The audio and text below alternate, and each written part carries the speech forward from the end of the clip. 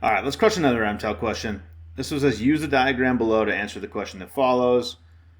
We've got these two vectors on this little graph. Which of the following vectors represents t plus s?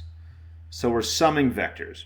And when you add two vectors together, you can just stack them on top of each other. So basically what I'm going to do is grab s and put it tail to tip at the end of t. So if you can think about t right here, this vector t, if we grab this vector s and just stack it on top, we end up with a vector that looks like this. So t moved over 2 and up 4 units, and s just moves over 2 units in the opposite direction.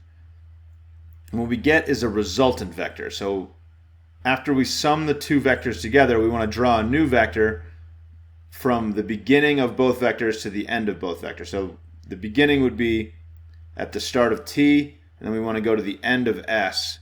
And this is our resultant vector, we say. So our resultant vector is this vector right here that just goes straight up because the s vector canceled out the movement of t in the x direction. So we end up with this straight up vector that should go up 4 units because t went up 4 units, and then s took it back the 2 units that it went to the left. So we went left 2 units with t and then right 2 units with s. So we end up just going 4 units up after all is said and done. And the vector that represents that is answer A.